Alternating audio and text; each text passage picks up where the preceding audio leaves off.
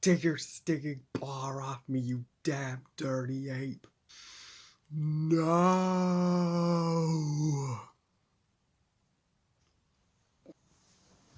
Apes defeat Draco Malfoy.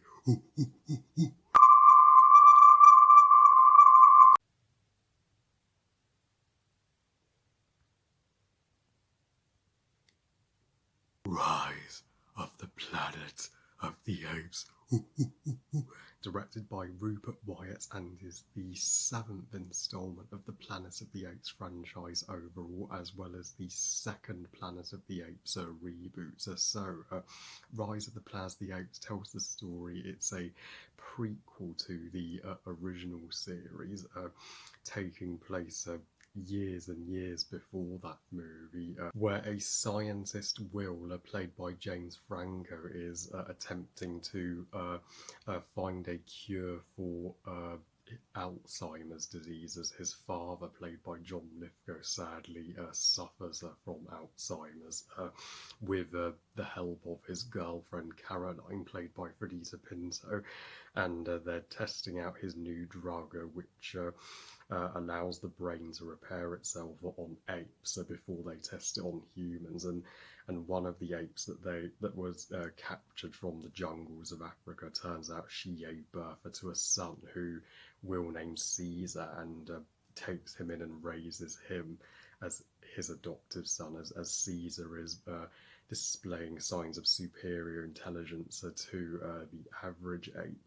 And one day, when Caesar defends Will's father, he is sadly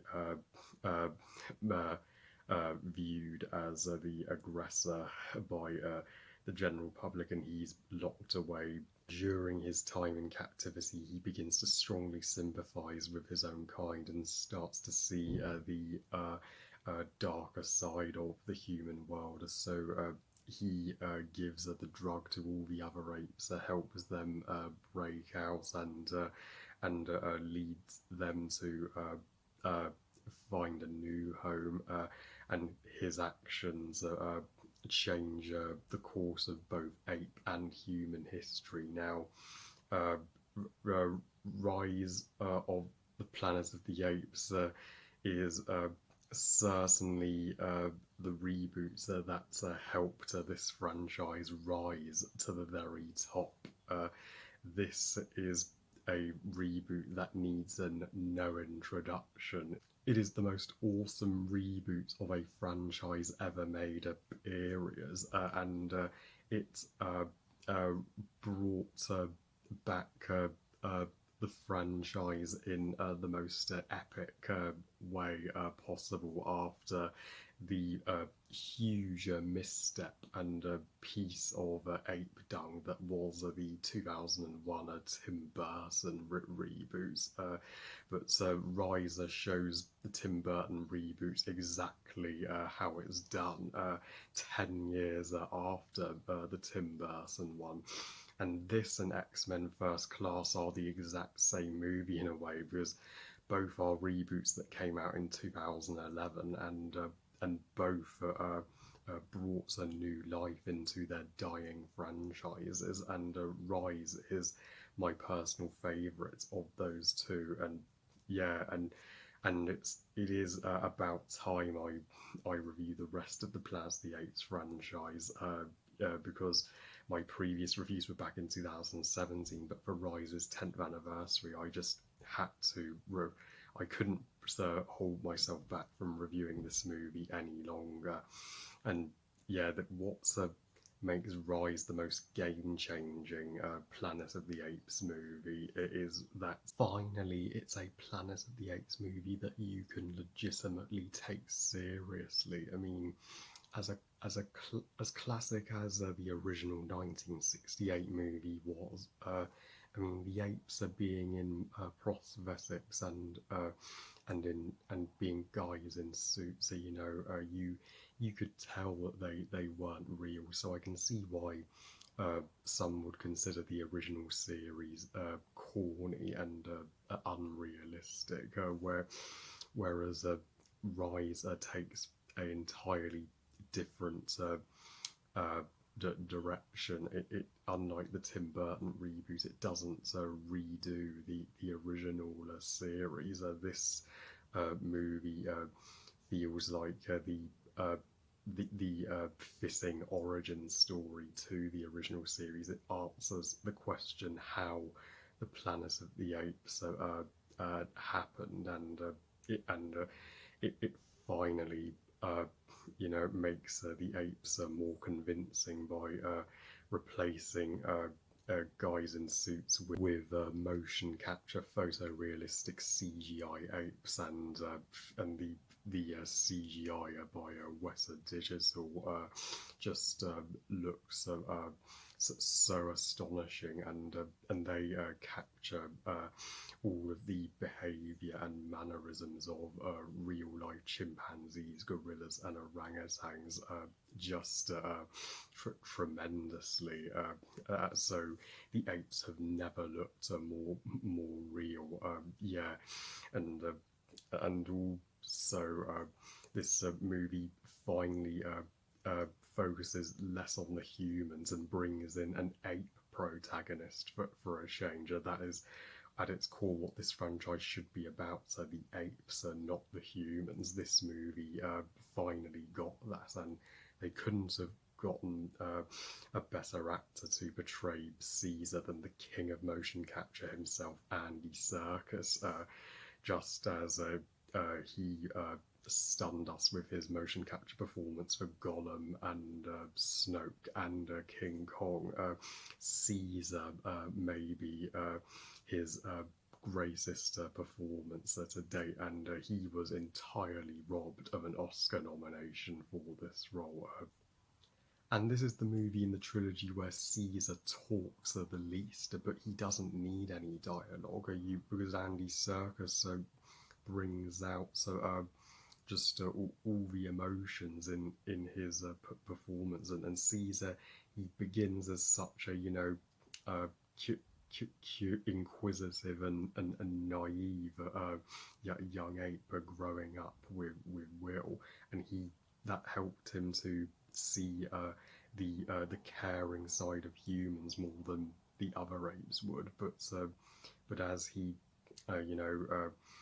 goes along and matures, he sees that not all humans are good, and he begins to be more open-minded about where he belongs, humans or apes, what makes him grow to be the Julius Caesar and revolutionary leader for ape kind. And you do really look at it from the perspective of the apes. The human live-action performances deserve equally as much praise as Andy Serkis.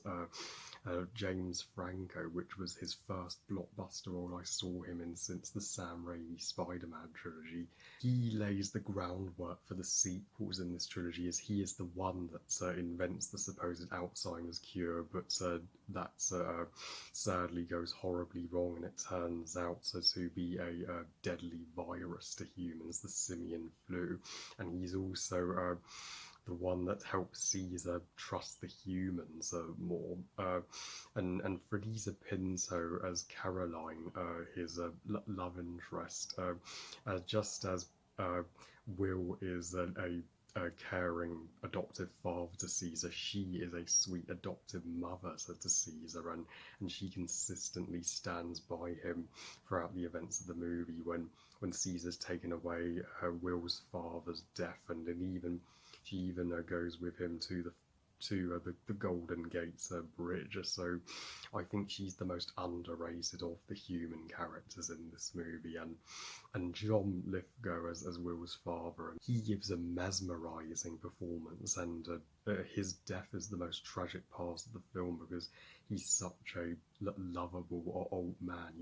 You don't and adoptive grandfather to Caesar that you don't want to see him go, and so I was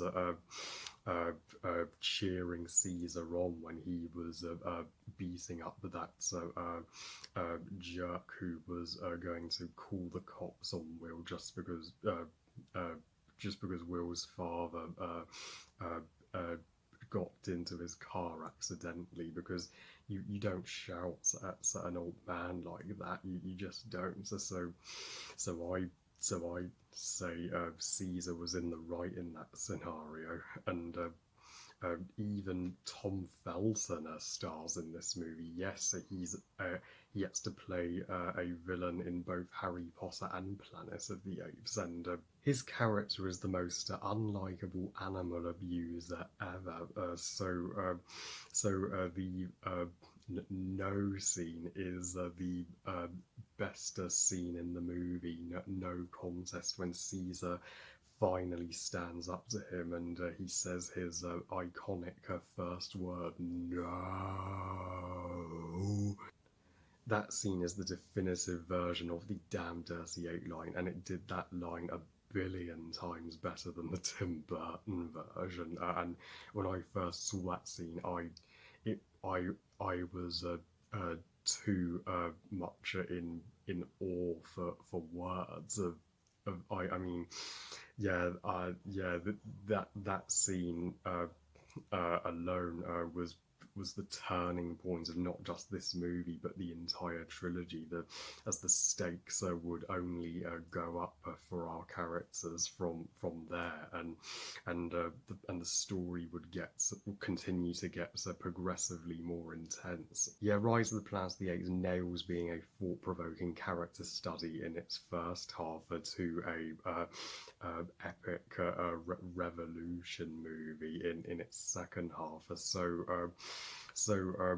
you get both the deep drama and the stunning action. So you're never bored once at any point in this movie. And yeah, the final battle on the Golden Gate bridge is a ridiculously awesome climax, and I was on the ape side throughout, so just cheering when they would overpower the human police. I know I'm kind of betraying my own kind, but that's how much this movie makes you sympathise with the apes, uh, and and Patrick Doyle's music score is nothing short of perfection, and this may be the weakest of the rebooted Planet of the Apes trilogy, but as it does have the lowest budget of the three, it has the smallest scale and the lowest stakes of the three. It has the weakest human characters and villains of the three, but that's how the best trilogies work. The first movie in a great trilogy is supposed to be the weakest, with 2 and 3 surpassing it. So the one character in this movie I didn't like was that guy who didn't care about the apes' well-being while they were being experimented on. He was just in it for the money. He was such a cartoony and uninteresting villain, though this movie does expertly set up Koba's turn to the dark side in Dawn, when Koba the ape who was experimented on worse in the lab, to the point where it drove him to madness and and left his body just covered in scars. He from that moment on developed a incurable hatred towards humans, and he pushes the business guy's helicopter off the Golden Gate Bridge into the ocean, making you think, Caesar had better keep an eye on that ape in the sequels, or something may happen. When I first saw the trailer for this movie, I thought it would be good, but I had no idea in a million years it would ever turn out to be the masterpiece that it did. But the weak marketing did not help the box office takings for this movie, and it's lowered everybody's expectations. I'm overjoyed that we got this movie. It is the perfect guide how to make a reboot, and it's easily in my top 10 favourite movies of 2011. I give Rise of the Planet of the Apes 5 stars out of 5. Best movie ever. just one more great Planet of the Apes movie to review, and three not so great ones, and my review of the franchise is done. Well, I love you guys. Thank you for watching. I hope you guys enjoyed this review. And what are your thoughts on Rise of the Planet of the Apes? Please comment and let me know. Please like this video and subscribe. Please follow on Twitter and on Instagram. And I'll see you next time. And remember, movies are us. Bye, guys.